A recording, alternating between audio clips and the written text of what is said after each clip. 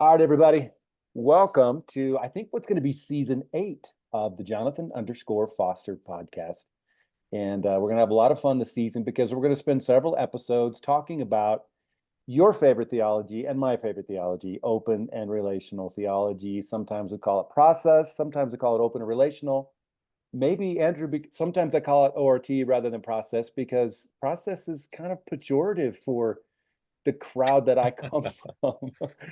So, That's so unfortunate. I Yeah. know it's stupid, but it's kind of the way it is. Either way, I've got my good friend Dr. Andrew Davis with us today. We're going to get to him in just a moment, but just want to encourage everyone, if you want to find out more about what I'm up to, check out jonathanfosteronline.com.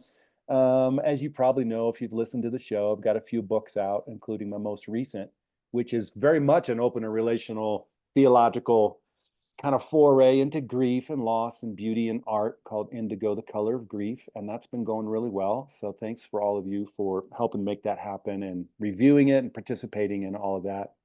And lots of other good stuff happening. And I'll put some stuff in the show notes. But Andrew, it's great to have you today. Here's a quick introduction. Andrew is a program director at the Center for Process Studies. He's got a bunch of degrees. And he can list all of them if you want. He's authored a bunch of books and papers, including his most recent that we kind of got to work together on. Not that I added content, but we got to work together on a little bit through Sage Press called Metaphysics of Exolife. So if any of you listeners out there are interested in the possibility, in the, dare we even say the potential of extraterrestrial life out there, you should get a hold of Andrew's book. The thing I appreciate most about Andrew, well, besides his friendship, is his YouTube channel. And I think I've told you before, but I've checked that thing out many times. I'm really kind of a noob into process and Whitehead stuff. I never read Whitehead. It's slightly embarrassing to say until probably 2019, maybe.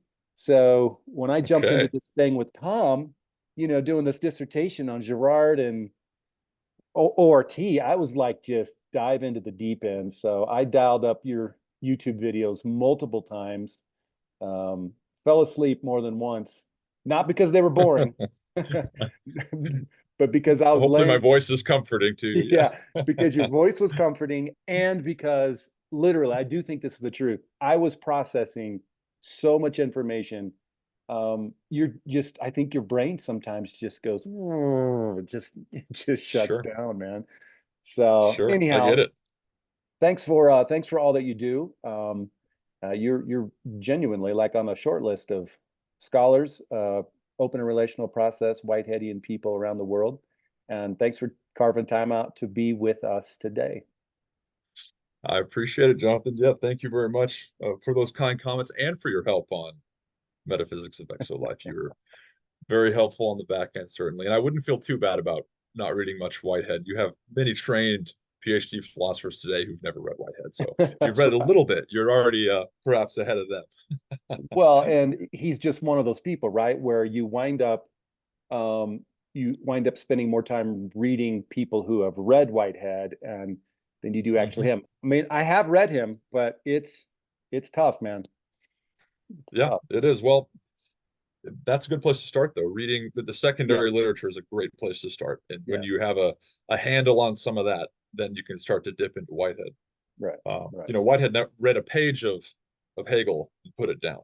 And That's many what many I today heard. would say this is terrible, you know, but Hegel's also in the water, so it's sort of Yeah, he got it influenced by him. But he'll even say the amount of philosophy he hasn't read as opposed to the philosophy he has read is this is very monumental. So I wouldn't feel too bad. okay. All right. Well, thank you for making me feel better.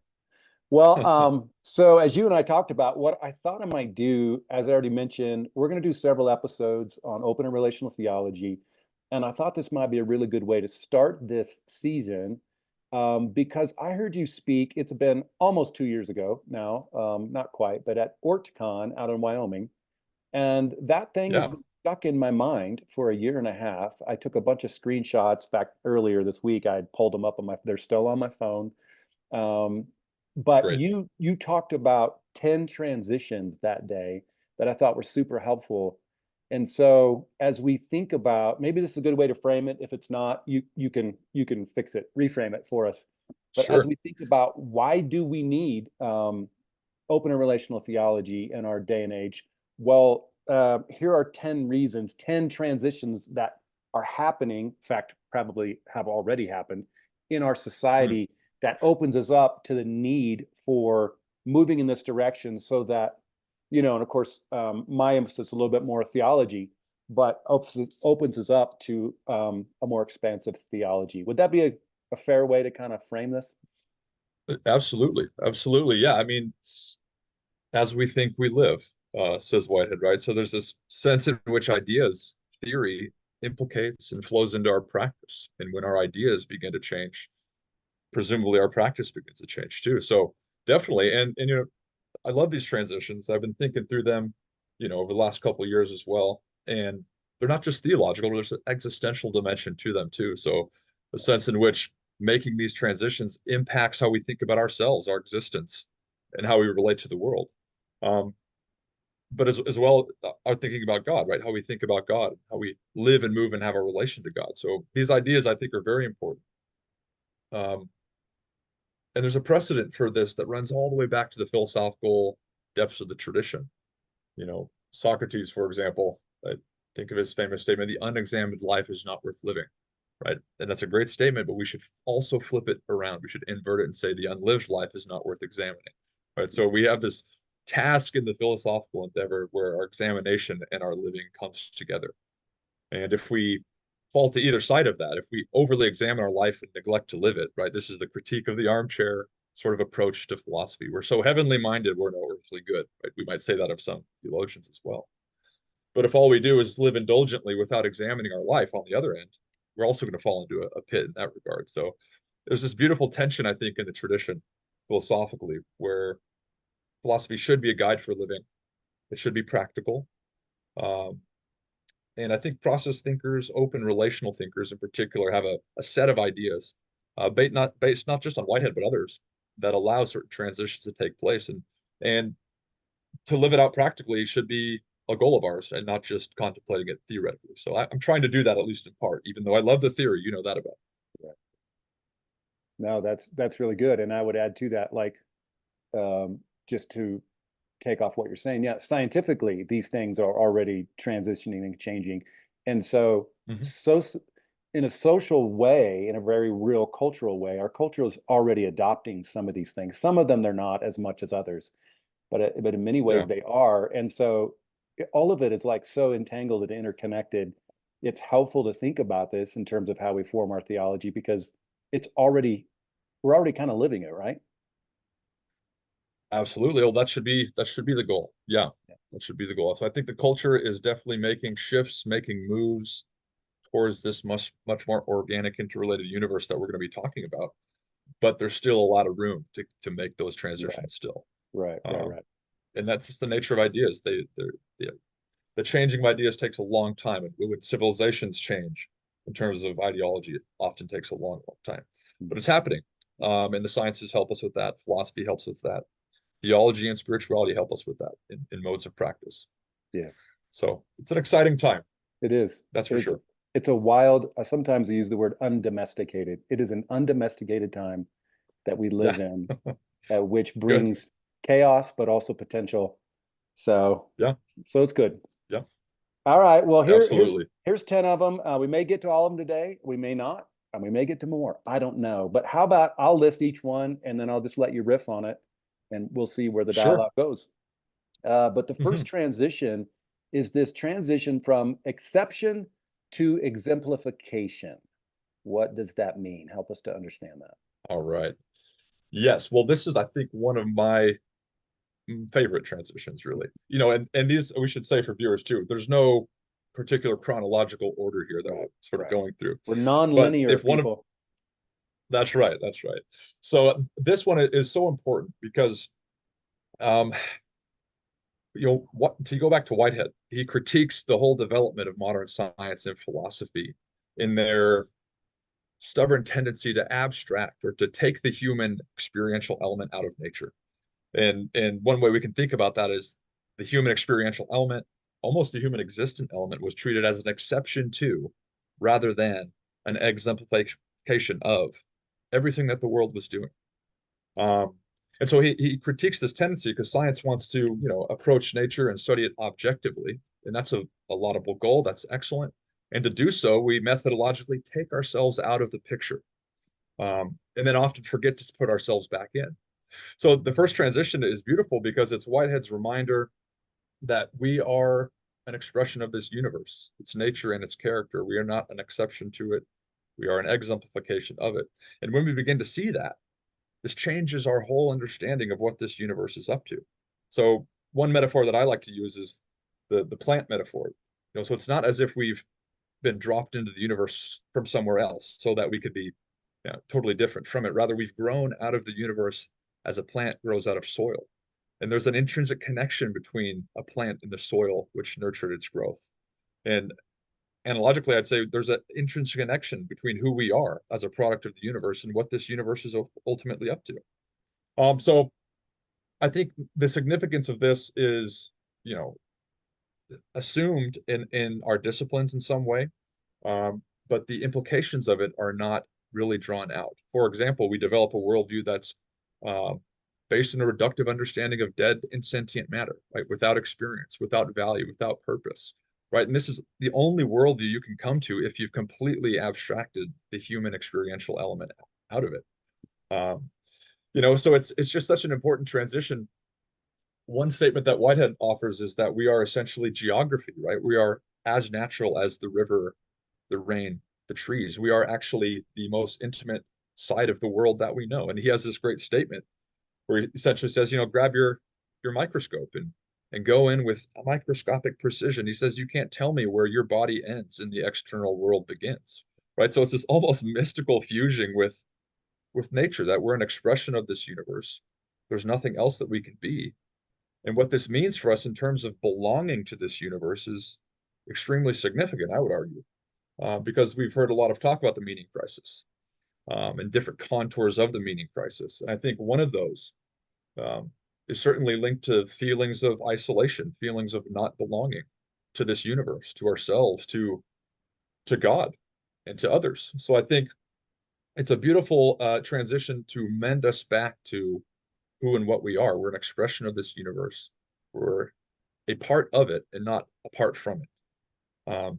And when we begin to see that, being and longing come together, and that's what belonging is, right? We should hold a worldview that allows us to belong. And this transition, I think, helps facilitate that in a significant sense. And then there's implications for God too, right? So Whitehead will also say that God should not be understood as the great exception to the deepest principles of our experience, to the deepest principles of the world. So he says famously that God is the chief exemplification of those ultimate depths of nature. God culminates them and embodies them, and God is not the contradiction to them. And that's also a beautiful statement because it draws a through line from our experience as finite creatures in this universe all the way up to the infinite expression of our experience within the life of God. God is congruent with the world and not contradictory to it. And that, I think, goes into a sense of belonging as well. And the last thing I'll say, I think, is just that if it wasn't the case that we belong here, I don't think we would exist. So the universe has harbored and labored us into being. We are a clue as to the nature of what's going on, and we need to pay attention to that. And that's where philosophy should start. That's where science should start, and arguably theology as well. We can't Theology as run from well. our own experiential shadow, Exactly. right? Yeah, So we're exactly. an expression rather than an exception, rather. No, that's excellent. I wished I would have remembered to do this in the last couple of days, but I know I did this a couple of months ago. I looked up nature Yeah. in the dictionary, and even in I Ah, can't remember which dictionary I used, but the way it gave the definition made it appear as if it was, I think it said something like everything's separate from humanity or something like that, which of course doesn't yeah. make any sense. We have to be a part of nature. We all come from this thing. And I agree with you. That is a healthy place to start our theology. So really good stuff, Yeah. man. Yeah, definitely. Let me just follow up on that because I remember this wonderful tweet. It was in the original presentation. Um, Neil deGrasse Tyson, the Yeah, very yeah, popular right. astrophysicist. It was sort of a tweet exchange, and then the late comedian Norm Macdonald. I'll just summarize it, but Tyson gets on, presumably in the morning. He tweets to his group, you know, the universe is blind to our sorrows and indifferent by our pains. Have a nice day.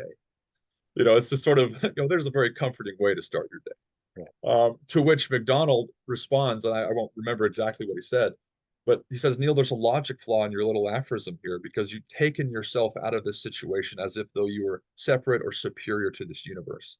And then he says, perhaps you forgot, Neil, that we are merely a fraction of this universe. And then he ends it saying, nice day indeed. Nice day indeed. Yes. Yeah. So the flaw is that we have this tendency to omit ourselves from our understanding of the world. And so the first transition, I think, is this plea to re-embed ourselves as this exemplification of what the universe is doing. The universe is up to something and not nothing. We're a part of it. I think that's a very important place to begin thinking about any worldview. That's great, man. Well, as our friends joining us today can tell, man, we're off and running. We got nine more to cover. Here's the Oh yeah, second one. Well, we'll try to cover. No pressure. we'll try. I know you like to use a lot of words, and I do as well. So who knows what we'll get covered here. I'll Um, try to be brief. Yeah. no, you're doing fine. This isn't like what's his name? Closer to Truth or when you were on Oh with right. Robert. That's a Robert Lawrence great Kuhn. that's a great Yeah. video, and that was an impressive thing that you did. He was launching. He really, yeah, thank you. He A, really was. It felt like a dissertation defense. it It was almost was, harder man. than my dissertation defense. Yeah. Yeah, so people have to check out that video. Anyhow, here's the second one: from being to becoming. Ah, excellent. Yes, another fundamental transition. So the first one that we just saw about us being part of nature means that we should attend our experience as offering clues about the nature and character of this world. And arguably, Whitehead, others, other process and open relational thinkers will say that one of the most fundamental elements of our experience is characterized by becoming process. Things are bound temporally, they're unfolding and they're becoming. Now, one way to understand open relational theology or process theology at a philosophical level is to say that becoming is more fundamental than being. And there's a beautiful way we can sort of frame this is that the world is more verb-like than it is noun-like. I like And that. there's some important existential implications for that, right? Not so it, one of them being that it's not the case that we're beings that happen to become. Rather, we're becoming into being at every moment. We're being created and recreated in every single moment. And there's a space here for understanding selfhood or personhood as open rather than closed.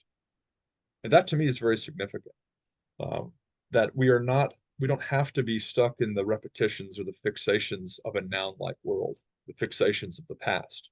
So becoming, starting with becoming as being fundamental allows us a space to become something more than what we currently are. Um, and I think that's, in addition to being existentially significant, just culturally, at a wider communal level, significant. Because to quote Ian McGilchrist's recent book, which has the playful title of The Matter with Things, right? We don't live in just a world of dead matter and dead things. But these are abstractions. They're pictures taken of the universe, abstracted from a movie-like experiential reality that's really there. So becoming is this process of unfolding, this temporal process that we are participating in. It's absolutely fundamental for our experience, but we often neglect it in our theory. We have a tendency to treat people like it's rather than thous, right? The I thou distinction that Martin Buber makes.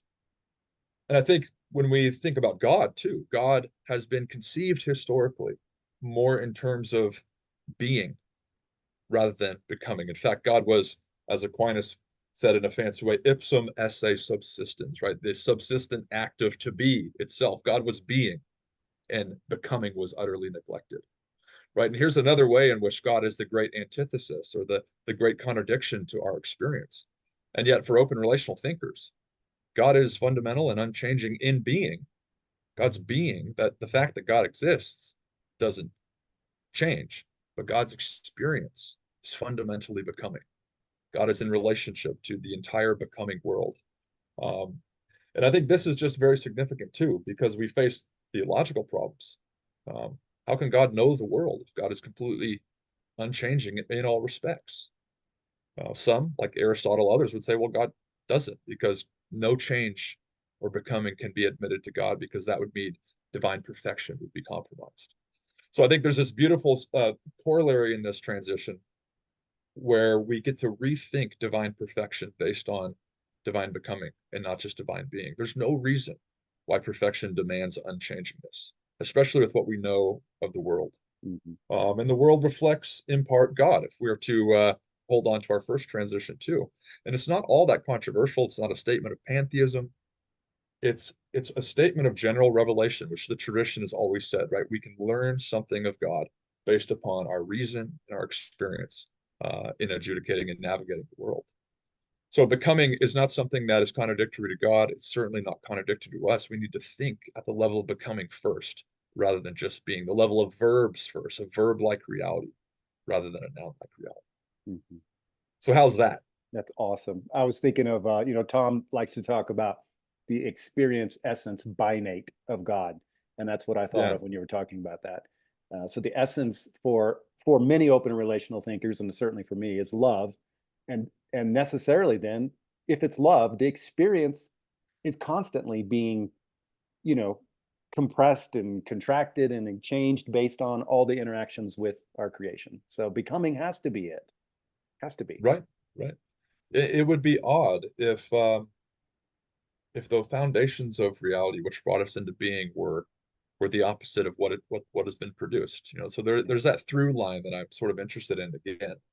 It would make sense to say that God is not changing, becoming better or more perfect in a sense, right? It's a dynamic perfection where relationship, where change is a hallmark of true relatedness or true perfection rather than a deviation from it. So this is our sort of pushback in the open relational world of these static Greek philosophical principles, which became entrenched in the philosophical worldview, became entrenched in Christian Orthodox thinking. Exactly. Um, but Christianity doesn't reveal metaphysical principles per se. Those we're on the hunt for those throughout the tradition. There's no reason we can't update our metaphysics and re-express our faith from within those. And so doing so in the context of becoming, I think, is very, very fruitful. Absolutely. Absolutely. It's good stuff, man. All right. Moving on. Number three. Oh, this is a good one. From mechanism to organism. All right, excellent. Yes, well, okay, where to begin? Um, Perhaps with this, Whitehead called his philosophy the philosophy of organism. Okay, and in part, he is combating a dominant metaphor that emerged in the modern philosophical and scientific worldview. So if we look at the mechanics of Newton, the mechanistic materialistic worldview that developed in modern form through Newton and through Descartes, right? This is a vision where we really are pictured as machines in a kind of mechanical world.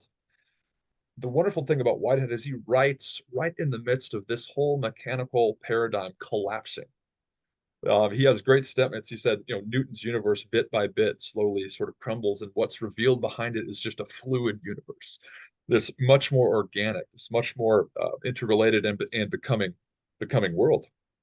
But it wasn't just a matter of theory. So he points to the sciences, biological theory, um, physics, psychology, et cetera, all of which were taking this much more organic turn.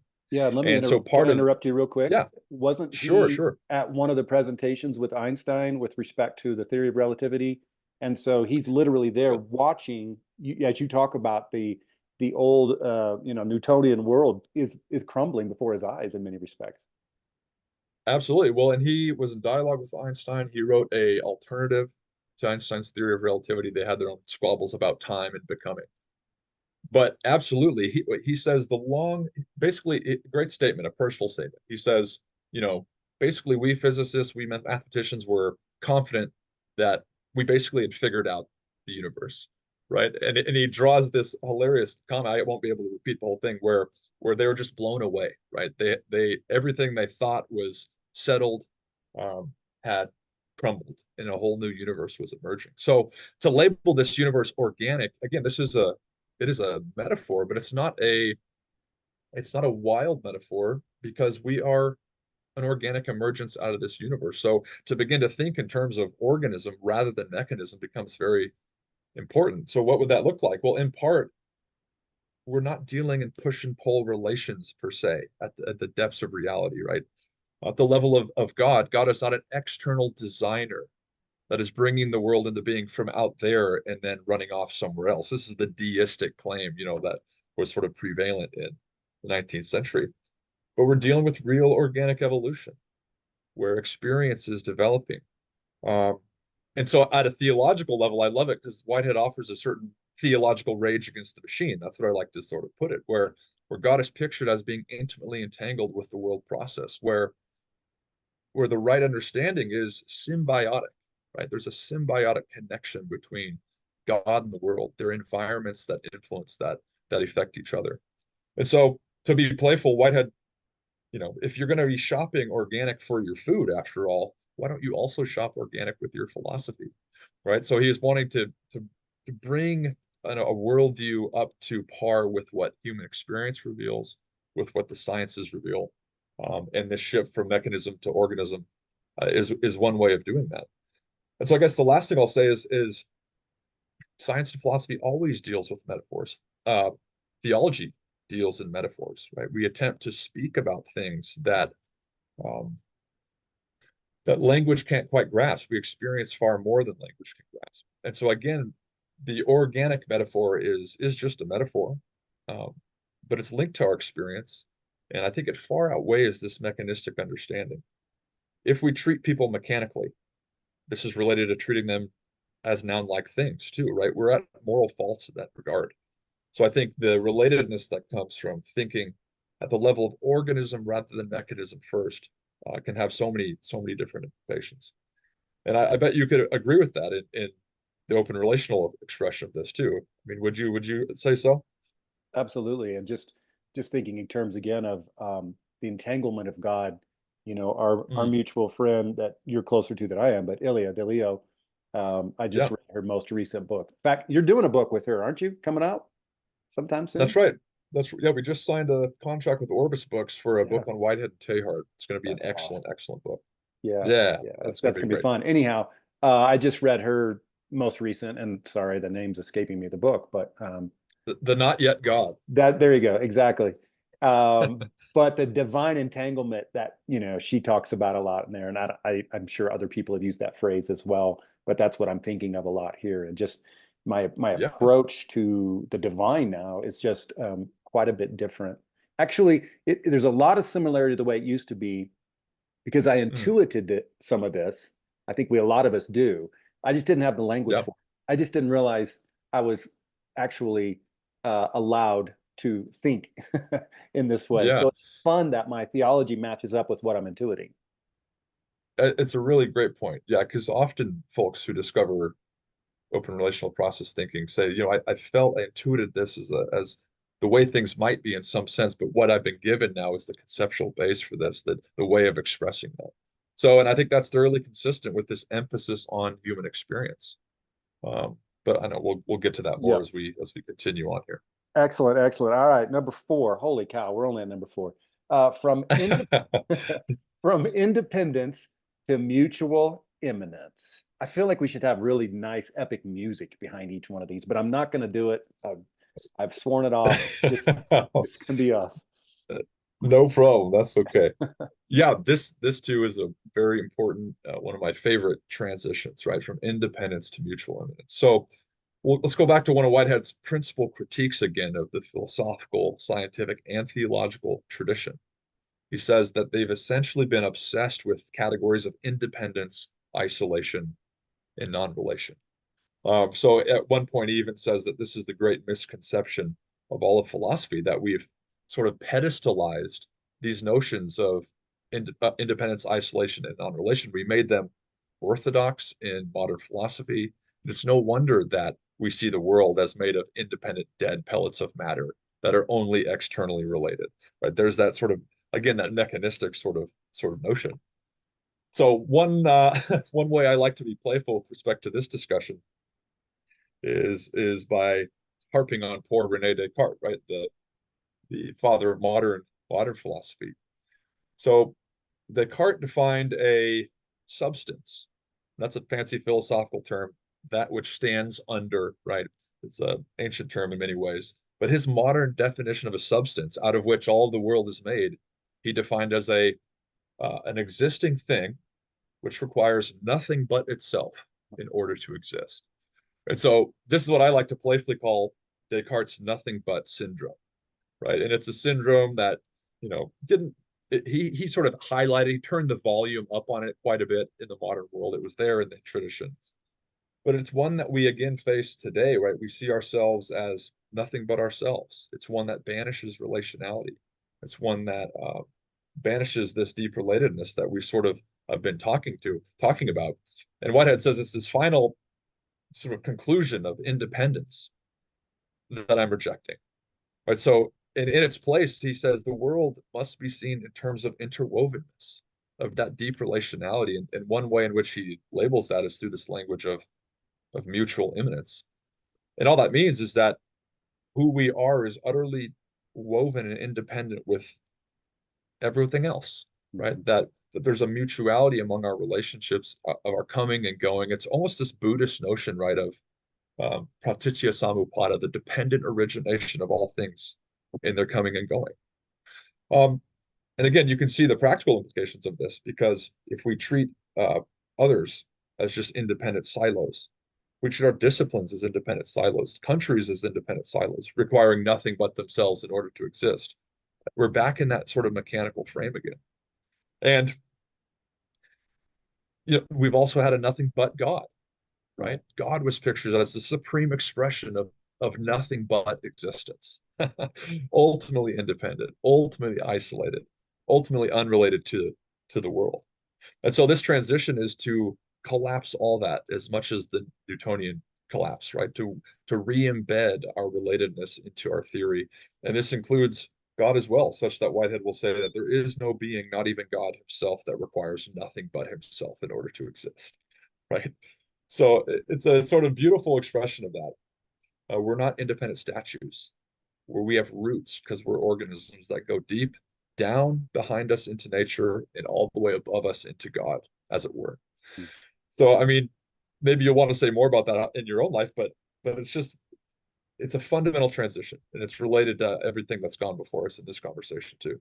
Well, the thought occurs to me, it's called open and relational theology. Ah, So there it this is. the relational piece, you have to have this. And you're Yeah, absolutely right. The nothing but piece, this whole idea that for some reason God is better or stronger or more powerful or more whatever because yeah, he or she doesn't need, well, it's he in that tradition, doesn't need anything else or is completely separate. First of all, it's such an abstract thing to try to think of complete separateness that isn't it, it's almost pointless at some level too. sure, sure. And the other Yeah, I thing I mean, was sorry, I was going go to ahead. say the other thing is, as you know, I mean, I'm into Girard, and that was a big helpful thing for me in my development of my theology, but also psychology. And so, his I don't know if he coined Yeah, this yeah. word, but I think he did the word interdividual versus individual. And so this idea of Ah, nice. individuality is really nice and fits very well with what you're saying. Yeah. I like that a lot. Yeah, Raymond Panikar had a similar kind of phrasing. What was it? Inter something along those lines. I forget. Okay. I like to call it independent inseparability. Right. There you go. So a worldview that allows us to be individuals. The world's individuating all the time, but it does so out of a cauldron of relationships. And the Absolutely. relationships are what is primary, not the relata, not that which is related. The relationships are fundamental. So yeah, I just think it's such a profound shift for us. Absolutely. Absolutely. All right. How about this one? Oh my word. They just keep getting better and better. From force to persuasion. Okay. Yes, awesome. This Awesome. one is deep, deep and abiding. Well, again, I get a lot of these transitions from Whitehead, so it makes sense to start with him as being one of the most, I would say, harsh and voracious critics of force, of coercion, of this barbaric kind of preoccupation with power and omnipotence. on both a human and a sort of divine level. So in one statement, he'll say that the recourse to force is a disclosure of the failure of civilization. Right? When our societies, when civilization, when we have a recourse to push and pull violence and force, there's failures going on in our thinking, failures going on in our acting. And now Whitehead, in addition to being a great admirer of theology, a great appreciator of the contributions of religion, was also a harsh, harsh critic. So he'll talk about what he calls the tragic history of Christianity, which initially was presented with this persuasive power as expressed in the life of Christ, and yet forgot about that in its construction of God. As the theology developed, we gave up persuasion and we opted for barbaric kinds of coercive power, coercive kinds of omnipotence. And of course, there's a deeper strain to this transition too, because Whitehead was a great admirer of Plato. If anybody's read Plato, Whitehead's famous statement says, the whole history of European philosophy is but a footnote to Plato. And one of the great things he says in this regard is that Plato made what he says is the most important intellectual discovery in the history of religion. That's quite an interesting claim. Mhm. Um, and what was that discovery? It was that the divine element should be understood as a persuasive agency and not as a coercive agency. That persuasion is the mechanism of creation. We're persuaded into ideals and possibilities. We're not pushed into them through coercive power. So it's in the early Platonic world, this emphasis on persuasion, but just a theory, the theory of persuasion. The next step Whitehead makes is to say that what we see in the life of Christ is the supreme expression of that which Plato only intellectually discerned. We see it practiced in the life of Christ. And what is it? It's that persuasive love that was expressed in the founder of our faith.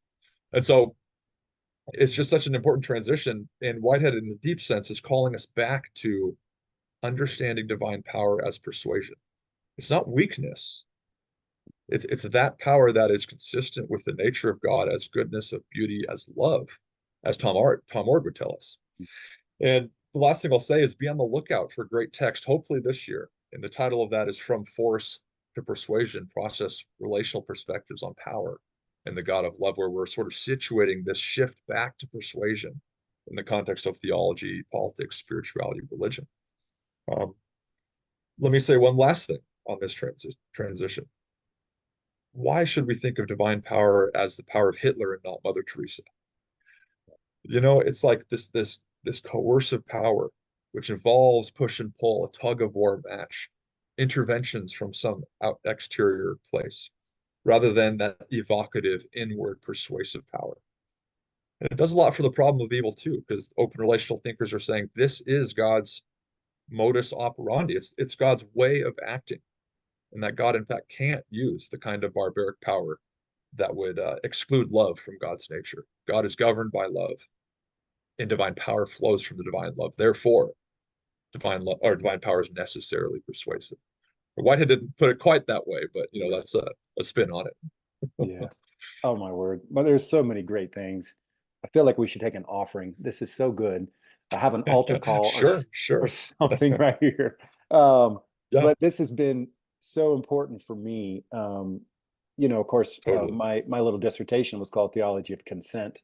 I did Hmm. not set out, that word was not really in my vernacular that much. It's a slightly embarrassing now, but consent became such a important piece. And I remember one day contemplating and thinking about Mother Mary and the whole Mm, passage and how important that story is. And it's just a couple little words, but she says, let it be unto me, yeah, whatever that paraphrase is. The whole idea is she is consenting to this thing. God is not doing this thing to her. Because how horrible would that story be if that were the case? And sure. so Terrible. then I was thinking, oh my word, maybe the entire cosmos revolves around the idea of this consent and this persuasive power. I just think that's so beautiful. I love that. And one way we can also express that, this is a call and response universe. Hmm. The persuasion is a call. It's a call to be something more than you currently are, but it demands your response. right? And so we're able to respond to the divine call. God doesn't force us into corners. God presents the possibility for you and awaits your response. Love does that. Love doesn't force. Love is patient. Love offers. Love abides, and love waits. That shouldn't we conceive God in that way? And at our best, shouldn't we be that way with our friends, our loved ones, our nations? As hard as that is, Yeah. especially now. Well, it seems like it's written somewhere in a very esteemed text that love is patient. Yes, what was that text? I mean, Absolutely, it's absolutely. it's untenable to put love is patient with God is going to run out of patience at some point and fix everything. It just Yeah. doesn't make sense. That patience might even give us a sense of why 13 point billion years have been unfolding very slowly, Mhm. so that something like us, and perhaps many others, based on my recent work, Mhm. have been brought into being. Patience is a theological category that needs to be explored much, much more. Yeah. And you can do it in the science religion dialogue. That would be interesting. Yeah. That's really cool. All right. We could do a whole episode on that one. This one is Definitely. from dogmatism to dynamism. I always struggle with Ah, saying yes. dynamism. Yeah, yeah. Well, okay. So let's start with Whitehead again, where Whitehead, I think, again, in addition to being one of the most vicious critics of power, this previous transition, Whitehead is also a vicious critic of dogmatism, as it develops across our disciplines, okay, science, philosophy, religion. None of these disciplines are immune to it. So what is dogmatism? Well, at least in part, it's this exaggeration of the finality of our current states of thinking, right? We see this philosophically, we see this politically, we see it certainly theologically, our obsession with certain doctrines. Whitehead has a beautiful statement where he says, religions commit suicide when they find their inspiration in their dogmas. Mm. so, so there's this beautiful, I think, transition that is from this dogmatic tendency, our holding of our doctrines, our holding of our ideas very tightly, to opening our hands a bit from being dogmatic to dynamic. So what, in part, I think what it would mean to be dynamic with our ideas is to hold them open, to let them be flexible. A dynamic idea is one that is open to being changed if evidence should require it, open to even being rejected if that needs to happen. So I think we need to practice dynamism with our ideas, even politically, right? We look at this political division we're facing, where there's so much dogmatism, clashing, and clamoring, and just a terrible division. We need to be more open about that, I think. Hear the other side, be dynamic, be willing to change. Um, and is it, like, if you think of the role of God in this one, again, we've sort of kind of been moving from the Whitehead to the existential dimension in these transitions to thinking theologically too. Is God really about the preservation of certain dogmas? Right? Does God want us, as it were, to be dogmatic with respect to doctrines? Is doctrines what theology is about, what religion is about? Um, I would submit not at all. In fact, Whitehead, even in one place, suggests that God is mischievous, right? God is that element in the nature of things which calls you past your stagnations in terms of your doctrines, your life, etc. God wants to disturb our complacency to bring us to a place that we don't necessarily want to go, right? It's this beautiful sort of element of the story of Abraham. Take up your things and go to this place that I'm going to show you. Well, where is it? Where am I supposed to go? Just go. I'm going to show you. So I think a dynamic God is one that is we need to be ready for, because it's going to be one that's going to disturb our stasis, call us into something more, allow for ideas to be flexible and to change. But naturally, people don't like that. They remain dogmatists. So this is a fault of the traditions, and I think Christian faith certainly has struggled with it.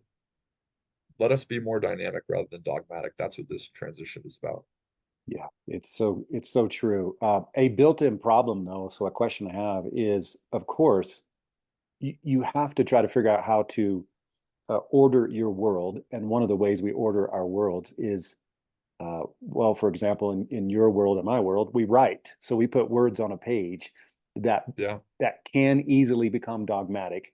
And Right. so how do we avoid, even as we're putting words on a page, um, not, Yeah. I you know, sure. I think we have to also inject into those pages humility.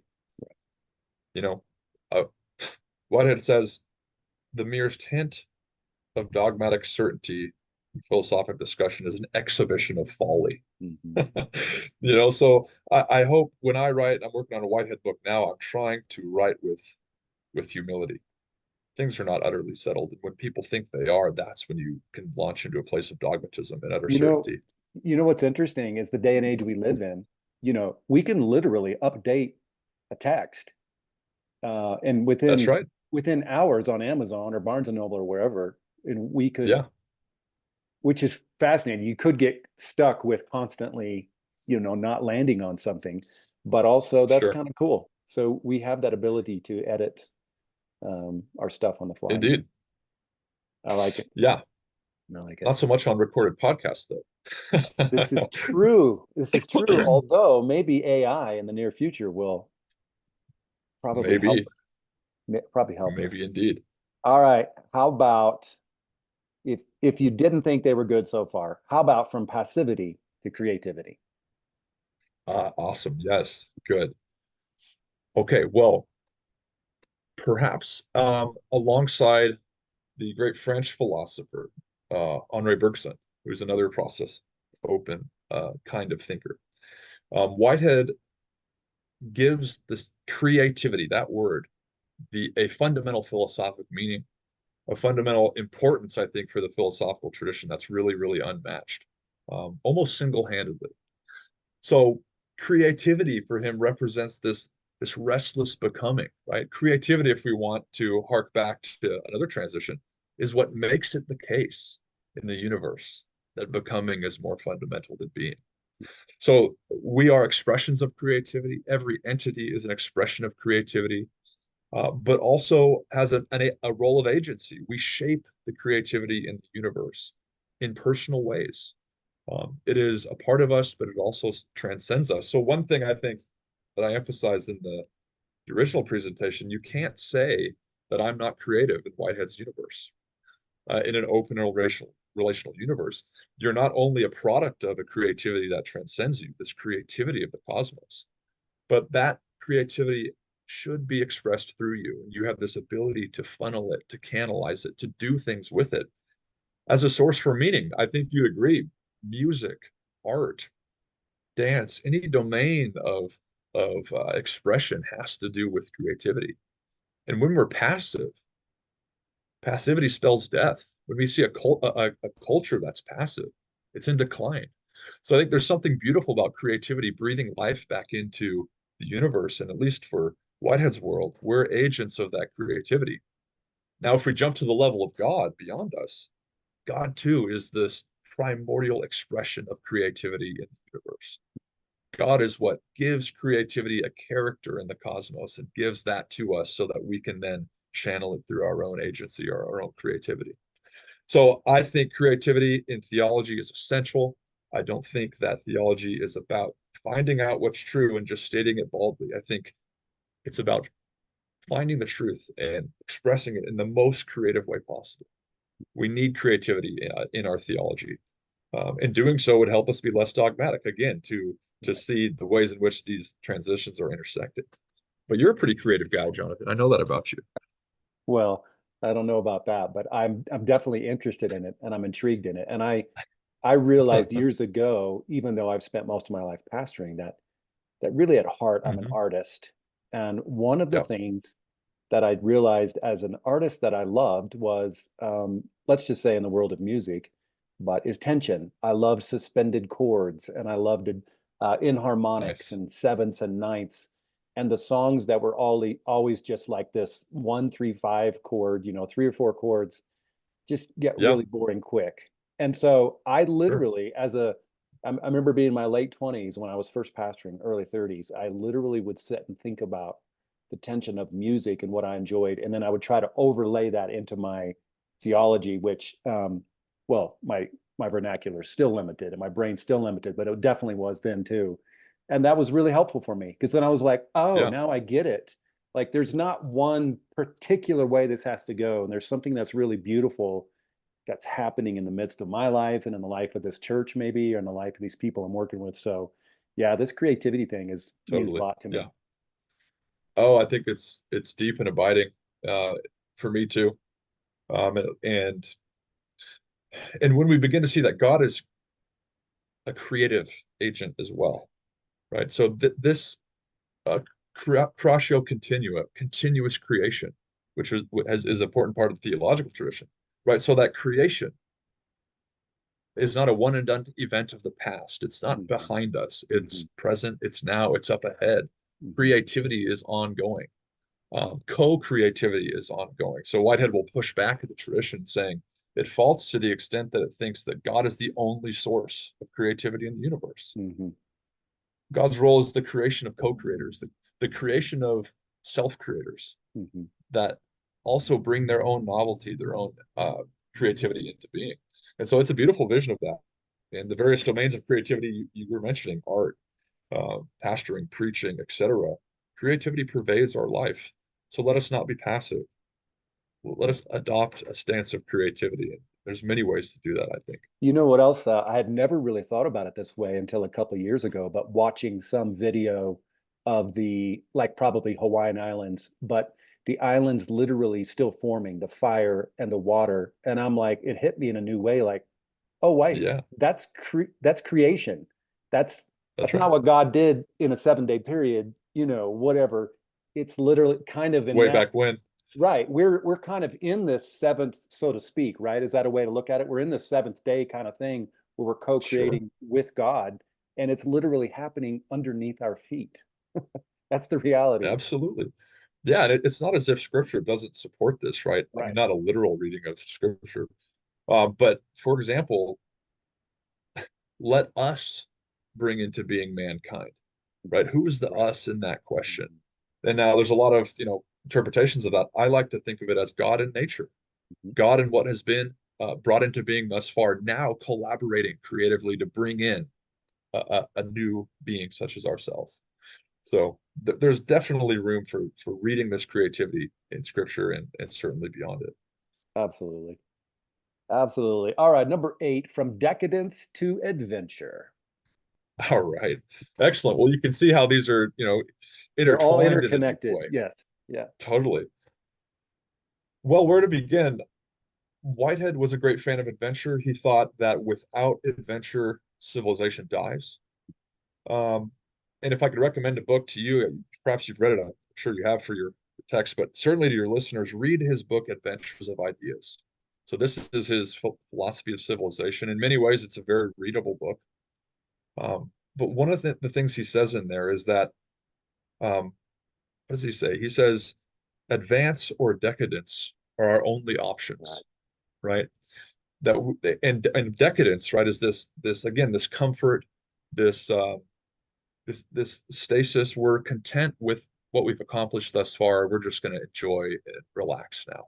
And he says that spells the slow death of a civilization, right? So this unrest that needs to be a part of our civilizations, even individually, right? This adventurous element that has to be there, and we either keep advancing or we remain static and we begin to die.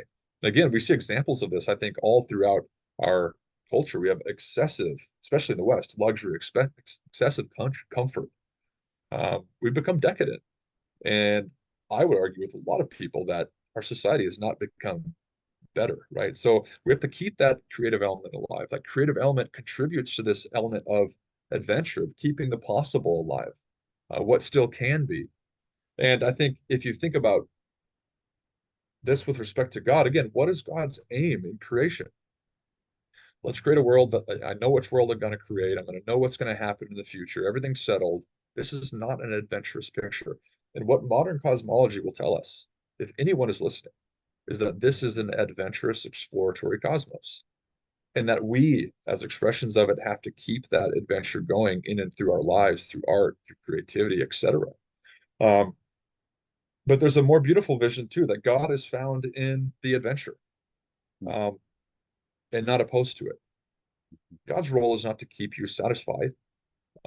God is calling you to something like Abraham again. Go to this place that I'm going to show you. I don't know what that place is. You're right. We're going to find out together. Mhm. Right? This, Mhm. this is an adventure that we're both on. So at least in that book, Adventures of Ideas, Whitehead moves away from using the language of God. Instead, he'll speak of the adventure of the universe as one, right? The unity of the universe, or it's just simply God as the supreme adventure. So it's this beautiful vision of an adventurous God leading a world to ends we know not what. We don't know. Um, but there's a faithfulness in adventure too, a companion in your adventure. And Whitehead uses that language of God too. God's a part of the adventure. And would we want it any other way than that? I don't know. What do you think? I don't think we would. I think it's so funny. Each one of these, I'm like, oh my word, this is so sneaking important. So I'll just share a personal anecdote, a little thing. A couple of months ago, I was working on this really important project to me, and I put everything into it that I could, and I'm Hmm, really proud of the way it turned out. It didn't turn awesome. in, it didn't turn into a world-changing kind of thing that I'd hoped. Um, Hmm. and I'm saying that slightly tongue in cheek, but I mean, I do have a lot of hubris, so I can say that. Um, and I remember just being really disappointed about it one day. And Hmm. as I'm thinking about it, I had this sense, like I wasn't even really praying. I wasn't thinking about praying in that moment, but all of a sudden I kind of had this sense of like I had this little dialogue, which I think was probably with the divine, or it might have been myself. Hmm. I don't know. But the idea was, oh, it's too bad it didn't turn out like this, but Yeah, maybe we'll go this direction, and maybe it could still become something. And I remember in that moment yeah. thinking how grateful I am, and if I can use what we're talking about now, that I'm interacting with an adventurous God, because in my old theology, what I would have thought was, um, oh, this just wasn't meant to be. God didn't want this to happen. I Mm, can't become this thing because God's put a ceiling on it. But right. that's not reality. And I was just in that moment, it kind of a bunch of stuff clicked with me, and I was thinking about ORT, open relational theology, and how grateful I am that, oh no, this is not the end of the story. And that God might have Yeah, been disappointed that it wasn't a world-changing thing too, but that doesn't mean that it might not be in the future, or who knows what it'll turn into, because the whole thing yeah, is an adventure. yeah. Jonathan, it's good news. There's no Yeah, ceiling, right, right? That's okay. That's one way to express the open in open and right, relational theology, right, right? There's no ceiling that you're running into. God's not a fan of ceilings. God is what opens the ceiling. right. So I And and agree. and That's beautiful, man. and because God is patient, and so we'll find another way to go. So yeah, it means a lot Totally. to me. It's so great. All right, we're doing good, man. We got two more. Let's knock them out. Great. From pessimism Sweet. to possibility. Oh yeah. Very Great. similar, but Yeah, yeah. this is one of my favorites. But the whole backdrop of all this entire discussion, all these different transitions, is this firm affirmation of possibility Hmm. as something real. Possibilities are fascinating because they're not actual, but they exist, right? They're real, but they're not actual. To have a process of world, right? What it says, as soon as you admit a process of universe, you have to deal with this category of possibility because what is happening in that universe? New possibilities are being actualized, novelties being actualized. And where are those possibilities? Where do they come from? Right? If a radical novel possibility is actualized, that's not inherent in the past. Where does it come from? It's like it comes from up ahead, right? It's this futurity that's meeting the present in each moment. So I guess what I want to express in this transition is this, especially in our dominant culture, we are utterly pessimistic, right? Pessimistic about the future as simply being uh, no different from the past or the present, right? We're scared of that in upcoming elections, in our own personal lives, etc. We're incredibly, I think, um, pessimistic about things in a way that I've never seen in my lifetime. And I know you're a little bit older than me, but probably not too much older. But we worry about the possibilities of the future. There's a sense in which um, what may be ahead is frightening because it could be terrible in some way. There's live and weighty possibilities up ahead of us. And this is, I think, really presupposed in this open, there it is, an open and relational universe, that the future is open. And what is the future but a domain of possibilities? So pessimism, I think, has to do with our mistrust in what is possible for us, the limitation of what is possible. Pessimism, um, I would say, becomes despair like when possibilities are so limited in our experience that we can see no other options, right? And so I think of Kierkegaard, who, says what we're crying out for is possibility. Possibility is the only salvation in some sense. And if we connect this to a theological discussion, God, for Whitehead, is present in the mode of an always arriving possibility, a salvific mode. Mhm. God saves the world in each moment by confronting the closure of actuality with something still possible. Um, right? It confronts the potential death of the moment with that moment living on through another mode of possibility. And so you've known Whitehead's famous statement. He says, God does not create the world, God saves the world. Or rather, God is the poet of the world with tender patience, leading it by his vision of truth, beauty, and goodness. And this connects again to this creativity we've been talking about. God doesn't create the world if we understand that to be one omnipotent boom. There it is. God saves the world because God gives the world the possibility of its own creation. And so talking about this futurity is important because if the future is different from the past, it's because God is providing new possibilities for us to become other than what we were. And so I think it's a beautiful transition because we face these pessimistic times, but there are possibilities ahead of us that we don't know, but that are arguably being arranged in such a way so that they can be actualized. God saves the world from closing in upon itself. Um, and one might look at the status of the world now and say we need some sort of salvation, right? We need new possibility. So Whitehead is concerned here with soteriology in the mode of possibility, and not just protology, not just creation with an omnipotent boom. We need salvation in some way, Yeah. but that's a heavy term, I know. Yeah. It's a loaded term. Well, I couldn't help but think, um, as you're talking, there's a bunch of stuff, but well, and first I should say I'm really thankful for a lot of the religious tradition that I have. So it wasn't all bad. There's a lot of good stuff to it. But I think one of the areas where it's really done us a disservice is this idea that the world is, has it's inevitable and inexorably going towards this cataclysmic, violent, apocalyptic ending, and that Yeah, somehow that's going to um, demonstrate to the world that God is who God is or whatever. It's once you start thinking in terms of possibility and open-endedness and relationship and creativity and adventure, you're like, that's yeah, absurd. It's put us in a terrible, terrible position, right? yeah, absolutely. In all across our disciplines too, right? So Right. we have notions of the secular apocalypse, not just the theological apocalypse, right? Absolutely. Which can be incredibly damaging, as worrying as they are in some sense, right? Right. The Um, possibility is real. So that I'm not yeah, saying that that might not happen, but that yep, it has to happen in order to prove anything about God is nauseating. yeah, definitely, Yeah. definitely. Yeah, no, I agree. This is a challenging time that we're living through. Yeah. Yeah. Preach it, man. All right. Well, here's the last one. I know you like this one. From solitude to divine world loyalty. Nice. Yes, cool. All right. Well, Whitehead had a beautiful little book called Religion in the Making, excuse me. It's slim, but it's powerful. And it's his sort of look at the evolution of religion across history, and then later his sort of metaphysical musings. Excellent text.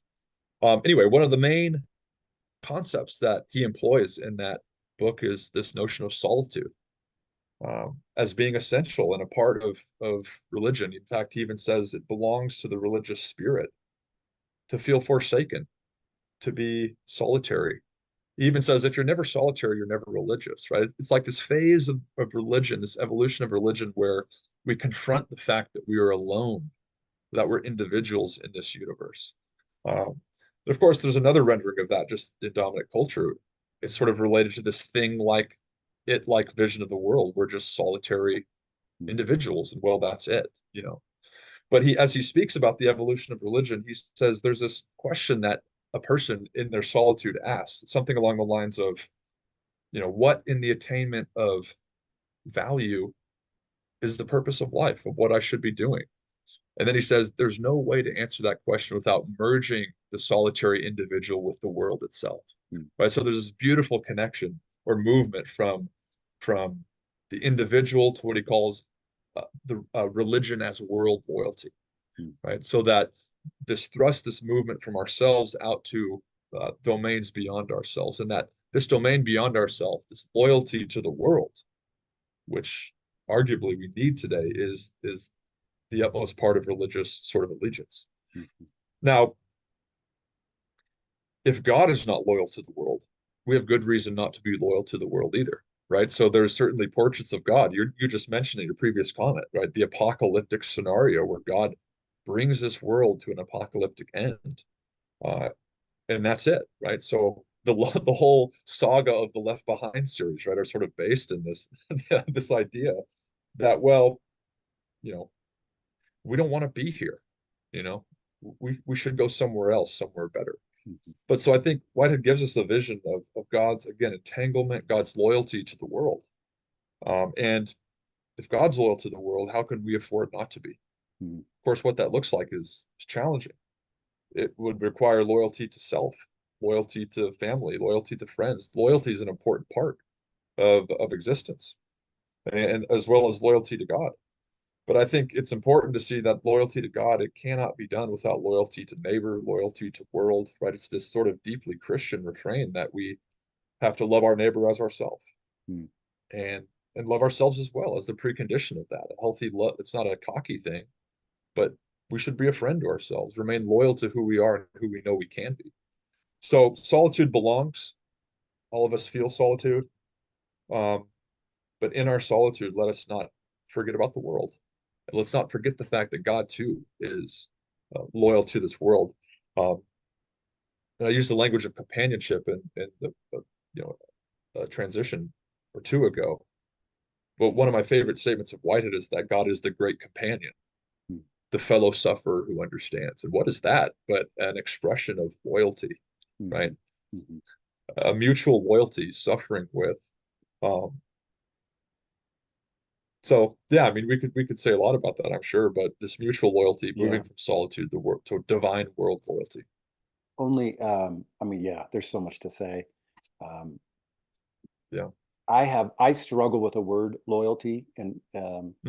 and recently in my life, I decided that I like the word faithful better than loyal. Loyal has this Yeah. connotation of kind of just being blind and doing whatever anyone says. Faithful seems a deeper thing to me, like trying to get to the heart Yeah. and the essence of the thing. So Sure. I struggle with that, but I do love the world. I do love the world loyalty, and I think Yeah. it's so much fun to see how all of these things in a Venn diagram kind of a way, they just overlap again and again. Yeah. And Yeah. it's cool. Well, and you asked me in the beginning, I've thought of, doing a book on these transitions, which would be Mhm. fun to write. I get some time, and yeah, before I would begin, I would have a Venn diagram that shows how they're all interconnected. Mhm. You know, and again, we could have started with this one and ended with Right, human beings as, right. so there's no chronology, but I do think they're significant. There's more we could add. Um, for example, if I would add, another one, it would be something along the lines of from vacuousness to value or something like that, Mm, right? Because there's this whole critique of that the division between fact and value. They're just dead inert stuff. But value becomes this utterly pervasive notion of human experience.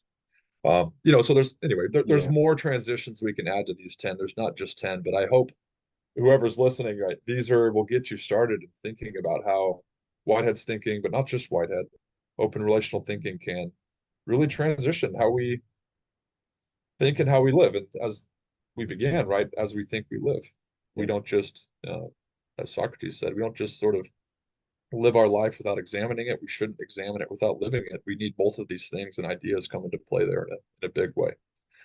So it's been Uh, fun, Jonathan. Yeah, it has been. And I think it's going to be helpful for all the tens and tens of people that listen to my podcast. It's going to be awesome. Yeah, that's good. I hope so. Last, I think most importantly, if you were in an MMA ring with Matt Siegel, and who is going to come out on top? Who's going to win that fight? Oh my gosh, Matt's a real good friend. Um, and Matt and I are collaborating, Center for Process Studies and the California Institute for Integral Studies for an upcoming conference on Ian McGilchrist. So to all listening, go to the Center for website, Process Studies, and register. It's going to be a great event. There's online space. Matt's a great ally. Matt has a tremendous intellect. Yeah, he does. And anyone should be ready and prepared if they're going to be going up and debating with Matt. We have our squabbles here and there, but there's much that we agree on. So I would hope that we end up shaking hands after the after the at least having a beer or something. But no, Matt's a great friend, and I really encourage everybody to listen to his work. Nah, he's great too, man. All right, Andrew. Well, thanks so much. Best place to find you, where would people go? YouTube? Yep. Andrew M. Davis? andrewmdavis.info. I keep that updated. That's right. Please subscribe, if you will, to the YouTube channel, and which I also keep updated. Or send me questions. I love to keep the conversation going. You can access that through my website. So Mhm, mhm. Love it. let's keep the conversation going. You gonna be able to come to OrtCon this summer? That is still pending. I hope so. Yeah, I Yeah, really hope so. I hope so too. This yeah, there's a lot going on. I'll be Munich and Star Island and Manchester, so it's like there's a lot happening. So I'm Yeah, trying to figure out the schedule now. yeah, yeah, yeah. So Cool, man. Well, thanks for hanging out. I appreciate it. And thank you, my friend. we'll talk Take soon. care. Okay.